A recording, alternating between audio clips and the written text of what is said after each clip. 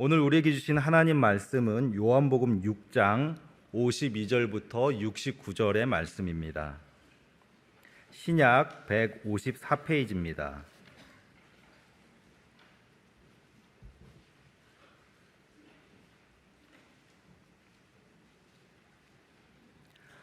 제가 봉독하겠습니다. 하나님의 말씀입니다. 그러므로 유대인들이 서로 다투어 이르되 이 사람이 어찌 능히 자기 살을 우리에게 주어 먹게 하겠느냐. 예수께서 이르시되 내가 진실로 진실로 너희에게 이르노니 인자의 살을 먹지 아니하고 인자의 피를 마시지 아니하면 너희 속에 생명이 없느니라. 내 살을 먹고 내 피를 마시는 자는 영생을 가졌고 마지막 날에 내가 그를 다시 살리리니 내 살은 참된 양식이요 내 피는 참된 음료로다. 내 살을 먹고 내 피를 마시는 자는 내 안에 거하고 나도 그의 안에 거하나니 살아계신 아버지께서 나를 보내심에 내가 아버지로 말미암아 사는 것 같이 나를 먹는 그 사람도 나로 말미암아 살리라. 이것은 하늘에서 내려온 떡이니 조상들이 먹고도 죽은 그것과 같지 아니하여 이 떡을 먹는 자는 영원히 살리라. 이 말씀은 예수께서 가버나움 회당에서 가르치실 때에 하셨느니라. 제자 중 여럿이 듣고 말하되 이 말씀은 어렵도다. 누가 들을 수 있느냐 한데 예수께서 스스로 제자들이 이 말씀에 대하여 수군거리는 줄 아시고 이르시되 이 말이 너희에게 걸림이 되느냐. 그러면 너희는 인자가 이전에 있던 곳으로 올라가는 것을 본다면 어떻게 하겠느냐. 살리는 것은 영이니 육은 무익하니라. 내가 너희에게 이른 말은 영이요 생명이라. 그러나 너희 중에 믿지 아니하는 자들이 있느니라 하시니 이는 예수께서 믿지 아니하신 자들이 누구며 자기를 팔 자가 누구인지 처음부터 아심이로라. 또 이르시되 그러므로 전에 너희에게 말하기를 내 아버지께서 오게 하여 주지 아니하시면 누구든지 내게 올 수 없다 하였노라 하시니라. 그때부터 그의 제자 중에서 많은 사람이 떠나가고 다시 그와 함께 다니지 아니하더라. 예수께서 12 제자에게 이르시되 너희도 가려느냐. 시몬 베드로가 대답하되 주여 영생의 말씀이 주께 있사오니 우리가 누구에게로 가오리이까. 우리가 주는 하나님의 거룩하신 자이신 줄 믿고 알았사옵나이다. 아멘. 자, 오늘 이제 말씀을 전하겠는데요. 오늘은 성찬 예식을 거행하는 주일입니다. 그래서 이제 매주 이어오던 여호수아 강해를 잠시 멈추고 대신에 오늘 읽어드린 본문을 가지고 성찬 예식에 관련된 말씀을 전하려고 합니다. 오늘 읽은 이 요한복음 6장은요 처음에 오병이어의 기적으로 시작합니다. 예수님께서 베푸신 그 오병이어의 기적을 보고 자신을 쫓아온 유대인들에게 예수님께서 이런 말씀을 하세요. 53절로 55절 같이 읽어볼까요? 예수께서 이르시되 내가 진실로 진실로 너희에게 이르노니 인자의 삶을 먹지 아니하고 인자의 피를 마시지 아니하면 너희 속에 생명이 없느니라. 내 살을 먹고 내 피를 마시는 자는 영생을 가졌고 마지막 날에 내가 그를 다시 살리리니 내 삶은 참된 양식이요 내 피는 참된 음료로다. 아멘. 예수님의 살과 피를 먹고 마시는 자는 영생을 얻을 것이라고 말씀하세요. 예수님의 이 말씀은 사실 좀 전에 말씀드린 것처럼 오병이어의 기적, 이 연장선상에서 하신 말씀입니다. 이 오병이어의 놀라운 이적을 체험한 유대인들은 이분이 누구시길래 이런 엄청난 이적을 행하시는 걸까? 여기에 초점을 맞추어야 했어요. 이분이 누구시길래 여기에. 그런데 그들은 오히려 배불리 잘 먹었다. 이 예수란 양반을 왕으로 세우면 앞으로 우리가 먹고 사는 것은 걱정 없겠는데 여기에 그들의 초점이 맞추어졌어요. 그들의 관심은 오직 눈앞의 현실에만 모아져 있었던 겁니다. 예수님께서는요 그러한 그들의 시선을 땅에서 하늘로, 그들의 관심을 현실에서 영원으로 향하게 하셨습니다. 여러분, 우리가 예수 믿는다는 것은요 바로 이런 겁니다.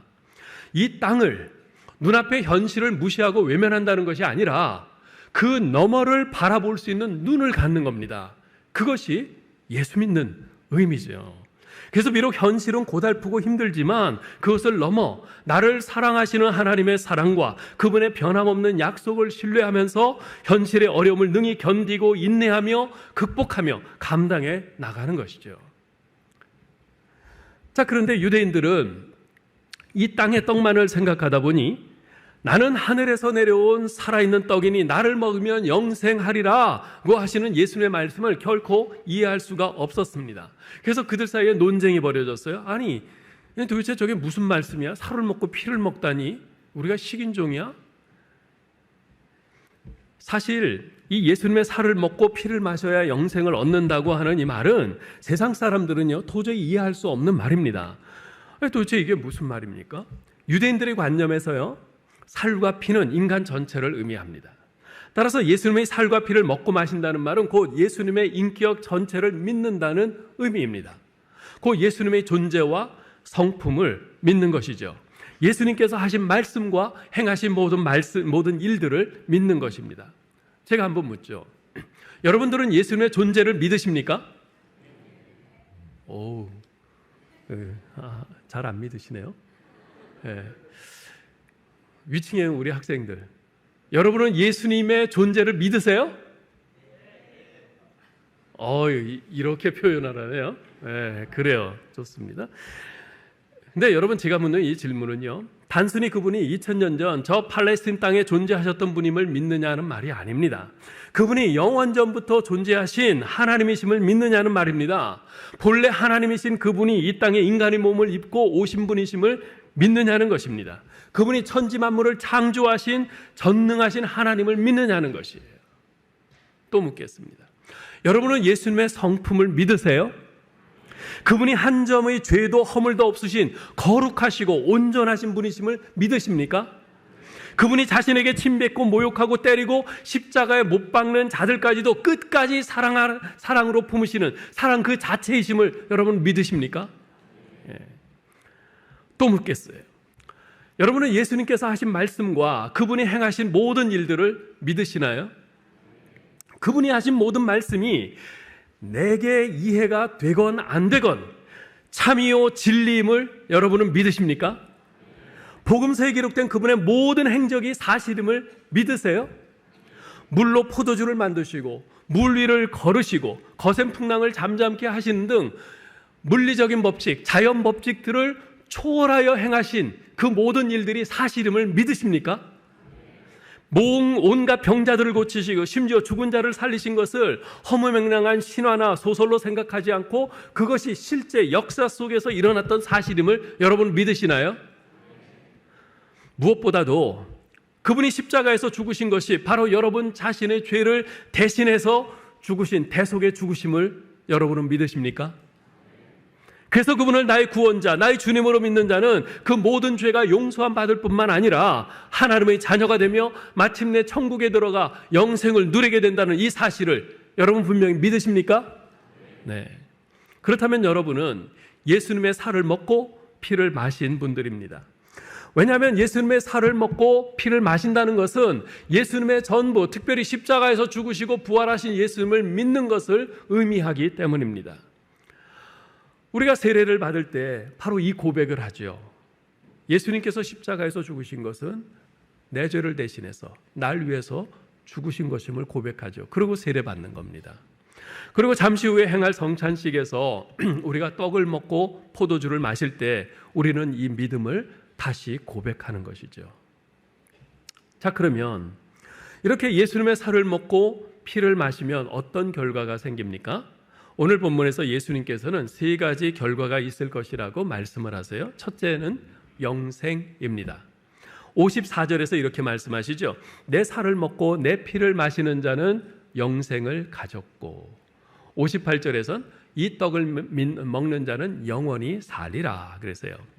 예수님의 살과 피는요, 믿는 자들의 죄를 용서해 주시고 영원토록 생명을 공급해 주시는 샘물과 같습니다. 예수님의 살과 피는 우리 영혼을 영원토록 살게 하는 양식과 음료가 됩니다. 그러므로 예수님의 살과 피를 먹는 자, 곧 예수님을 믿는 자는 영생을 얻는 줄 믿습니다. 자, 그런데 54절에서 예수님께서 내 살을 먹고 내 피를 마시는 자는 영생을 가졌고 라고 하시는데, 여기서 시제를 잘 주의해서 살펴보셔야 됩니다. 영생을 가졌고, He has eternal life. 그래서 현재 시제로 되어 있습니다. 지금 영생을 살고 있다는 뜻입니다. 그렇습니다. 예수님의 살과 피를 먹고 마시는 자는 단지 나중에 죽어서 먼 훗날 영생을 얻게 된다는 뜻이 아닙니다. 이미 영생을 소유하고 있습니다. 이 말은 현재 우리는 영생을 소유한 자로서 그 영생을 누리며 살고 있다는 뜻입니다. 두 번째, 예수님의 살과 피를 먹고 마시는 자에게 주어지는 두 번째 결과는 마지막 날의 부활입니다. 54절을 다시 읽어보죠. 내 살을 먹고 내 피를 마시는 자는 영생을 가졌고 마지막 날에 내가 그를 다시 살리리니. 예수님의 살을 먹고 피를 마신 사람은 마지막 날에 부활합니다. 예수 그리스도 안에서 생명을 얻었기에 마지막 날에 부활할 수 있습니다. 주님이 마지막 날 심판주로 이 땅에 다시 오실 때 예수 그리스도 안에 있는 자들, 예수 그리스도를 믿는 사람들은 모두 부활의 영광에 동참하게 될 줄 믿습니다. 셋째는 예수님과 함께 거하게 되는 것입니다. 56절을 읽어보죠. 내 살을 먹고 내 피를 마시는 자는 내 안에 거하고 나도 그의 안에 거하나니. 우리가 음식을 먹으면 그 음식이 우리 이빨을 통해서 잘게 분해되고, 그래서 그 영양분이 우리 몸의 곳곳에 스며들게 되죠. 곧 그 영양분이 우리 안에 거하게 되고 우리는 또한 그 영양분으로 말미암아 살아가게 되는 것입니다. 마찬가지로요, 예수님의 살과 피를 먹고 마신 사람은 그 안에 예수님이 거하시고 또한 그도 예수님 안에 거하게 됩니다. 음식 먹고 그 음식의 영양분으로 말미암아 사는 것처럼 우리 안에 계신 예수님으로 말미암아 사는 겁니다. 사도 바울은 이것을 갈라디아서 2장 20절에서 이렇게 표현했습니다. 같이 읽어보죠. 내가 그리스도와 함께 십자가에 못 박혔나니 그런즉 이제는 내가 사는 것이 아니요 오직 내 안에 그리스도께서 사시는 것이라. 이제 내가 육체 가운데 사는 것은 나를 사랑하사 나를 위하여 자기 자신을 버리신 하나님의 아들을 믿는 믿음 안에서 사는 것이라. 아멘. 내가 그리스도 안에, 그리스도께서 내 안에 사신다는 것은 나의 정욕과 욕심을 그리스도와 함께 십자가에 못 박으며 사는 것을 의미합니다. 하나님의 아들이신 그리스도의 말씀이 다 옳습니다 라고 믿으며 그 말씀 붙잡고 그 말씀에 순종하며 사는 것입니다. 자, 그런데 예수님께서 이 말씀을 쭉 하셨는데 이 말씀을 들은 제자 가운데 여럿이 수군거립니다. 60절 읽어볼까요? 제자 중 여럿이 듣고 말하되 이 말씀은 어렵도다 누가 들을 수 있느냐 한데. 66절 그때부터 그의 제자 중에서 많은 사람이 떠나가고 다시 그와 함께 다니지 아니하더라. 자, 여기에 제자라고 언급된 사람들은요, 예수님이 선택해서 늘 데리고 다니시던 12제자를 말하는 것이 아닙니다. 당시 예수님께서 친히 부르신 12제자 외에도 예수님의 매력에 이끌려서 스스로 제자가 되기를 자청하고 예수님을 따라다닌 많은 사람들이 있었습니다.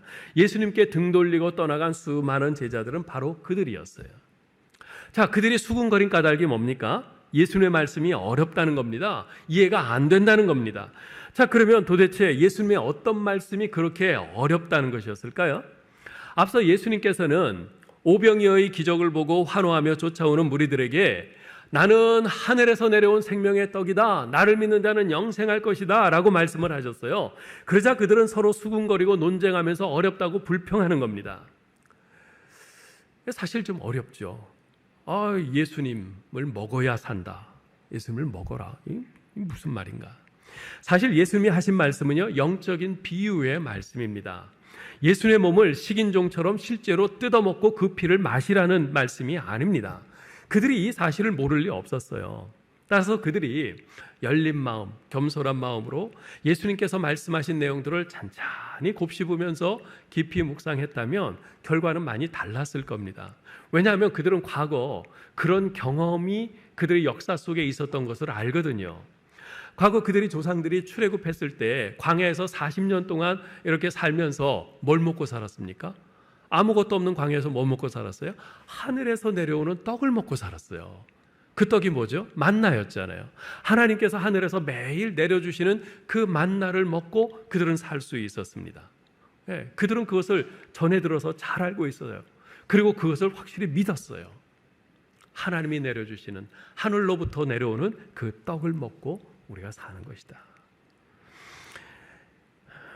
그와 마찬가지로 지금 예수님께서는 하나님께서 이 땅에 생명의 떡으로 보내신 메시아이신 예수님 자신을 믿을 때 영생을 얻을 수 있다는 그 말씀을 하시는 겁니다.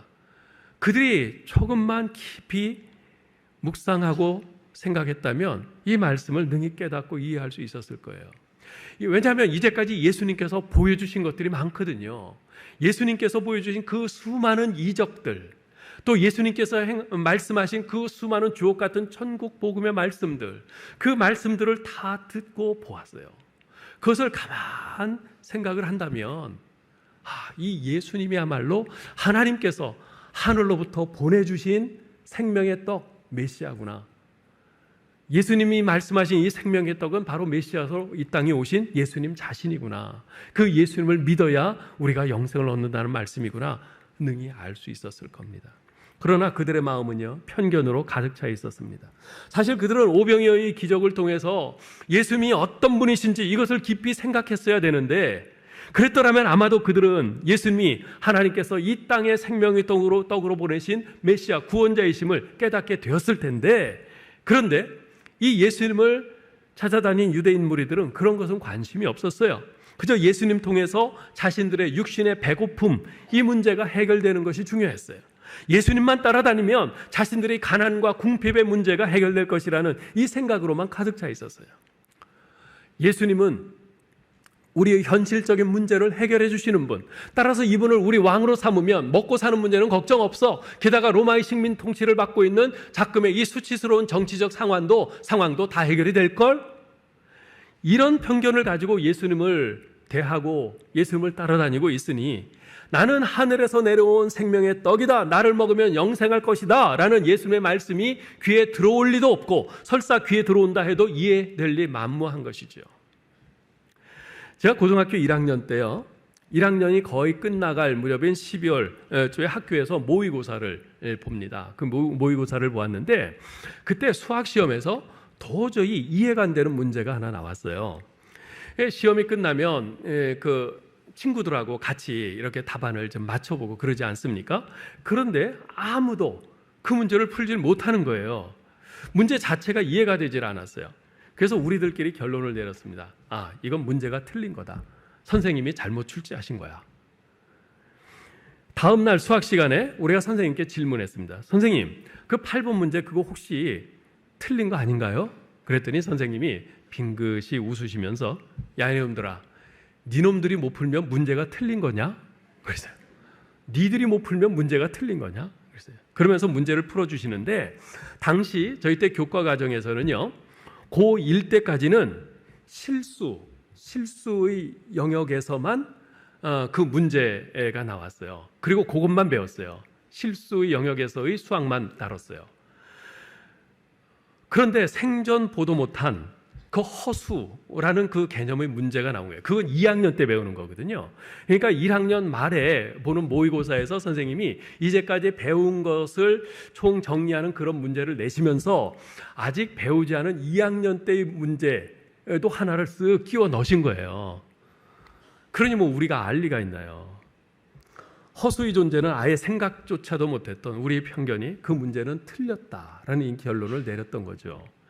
여러분, 예수님께 등 돌리고 떠났던 제자들도 마찬가지였습니다. 그들은 자신들이 기대하는 빵과 로마의 압제하에서의 그 해방에는 예수님께서 별로 관심을 보이지 않고 오히려 이해할 수 없는 알쏭달쏭한 그런 말씀만 하시자 실망을 합니다. 저 예수는 우리가 생각했던 메시아가 아니야. 우리가 잘못 알았어. 그러면서 고개를 흔들며 등 돌리고 떠나간 겁니다. 사랑하는 성도 여러분, 여러분은 예수님께 무엇을 기대하고 있습니까? 혹시 여러분은 성경에서 말씀하고 있는 예수님의 모습이 아닌 여러분 자신의 편견과 상상 속에서 그려낸 예수님의 모습을 붙들고 있지는 않습니까? 그래서 여러분 자신의 기대나 생각과는 다른 예수님의 모습이나 말씀이 나오면 이건 아니지 하고 실망하고 부정하면서 그 말씀에 등 돌리고 외면하지 않습니까? 그때부터 그의 제자 중에서 많은 사람이 떠나가고 다시는 그와 함께 다니지 아니하더라 라고 하는 이 말씀이 혹시 오늘날 우리의 자화상은 아니겠는지요? 우리는 예수 우리 왕이여 하면서 찬양하곤 합니다. 그런데 우리는 예수님을 어떤 왕으로 삼고 있습니까? 여러분 자신의 필요를 채워주고 여러분이 원하는 것을 공급해주는 그런 왕이요? 예수님께서는 63절에서 이렇게 말씀하세요. 읽어볼까요?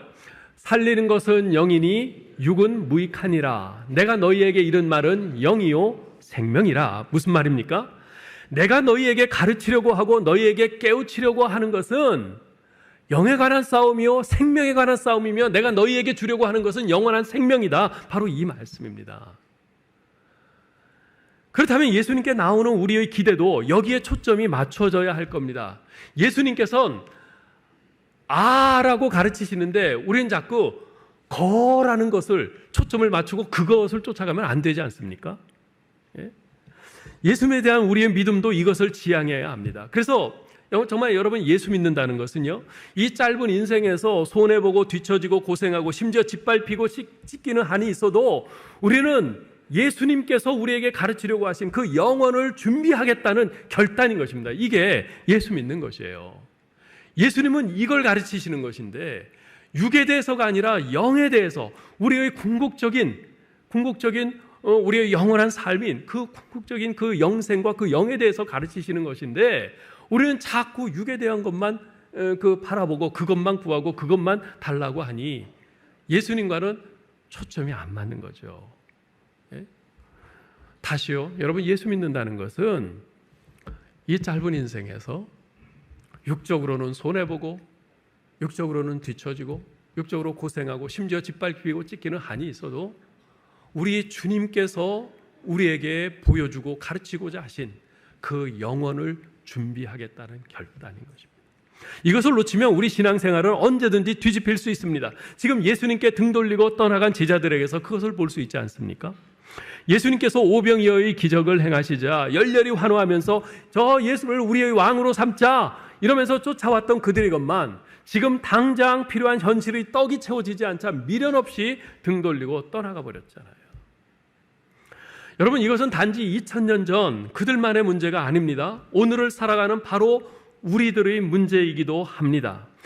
예수 믿어봤자 자기가 기대하고 원하는 것이 채워지지 않으면 차라리 안 믿겠다고들 합니다. 예수 믿는 것이 이 세상살이에 손해가 되고 부담스럽고 고통스러운 것이라면 차라리 등 돌리고 떠나가겠다는 사람들도 적지 않습니다. 교회 나왔더니 이 교육 받으라, 저 훈련 받으라, 여기서 봉사해라, 저기 헌신하라 하는데 이렇게 귀찮고 부담스러운 것이라면 차라리 교회 안 나가겠어, 나 혼자 신앙생활 하겠어 이럽니다. 여러분은 과연 무엇을 기대하고 예수님을 믿으십니까? 여러분은 과연 무엇을 기대하고 교회에 나오십니까? 많은 제자들이 떠나간 후에 예수님께서 12제자에게 물으셨어요. 너희도 가려느냐? 너희도 가려느냐? 예수님의 질문이 참으로 커다란 울림으로 가슴에 와닿습니다. 마치 꼭 저를 향해 물으시는 질문 같아요. 너도 다른 사람들처럼 너의 육신의 떡을 찾아가려느냐? 너도 다른 사람들처럼 너 자신의 이익을 위한 목회를 하려느냐? 너도 다른 사람들처럼 너 자신의 편함을 위한 목회의 길로 가려느냐? 너도 다른 사람들처럼 너 자신의 영광을 추구하는 목사가 되려느냐? 너도 가려느냐?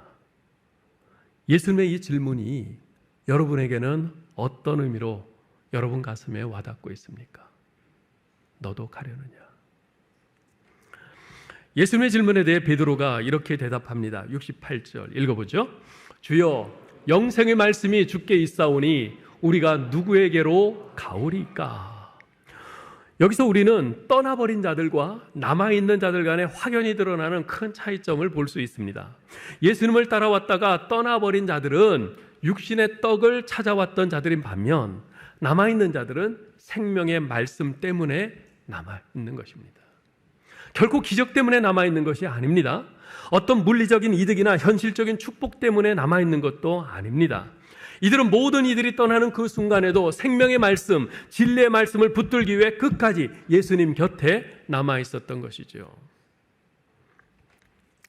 지금 우리나라 기독교계에서도 동성애 문제 때문에 점점 위기감이 아주 고조되고 있습니다만, 제가 목회하던 미국에서는 그 문제가 얼마나 심각한지 모릅니다.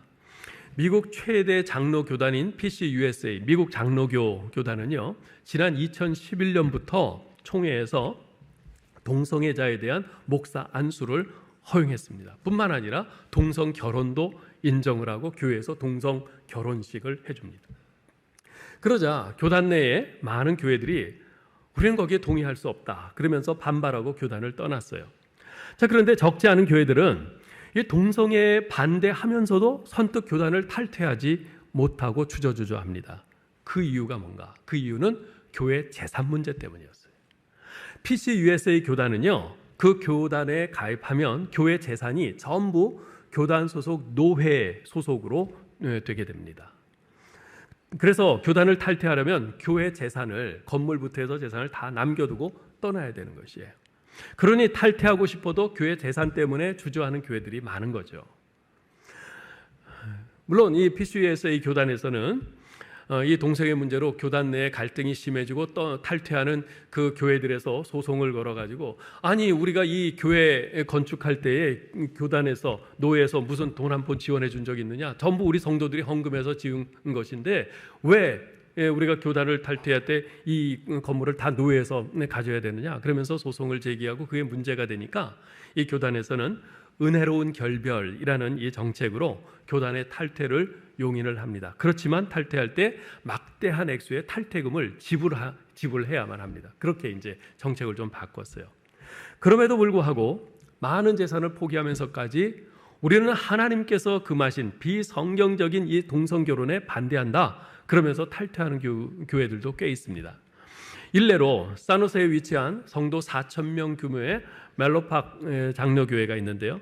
이 장로교회는 그 PCUSA 교단에서 탈퇴를 하면서 889만 달러, 약 115억 5천만 원을 노예에 지불하고 교단을 탈퇴했어요. 엄청난 그 부담을 기꺼이 감수하면서 탈퇴한 거죠.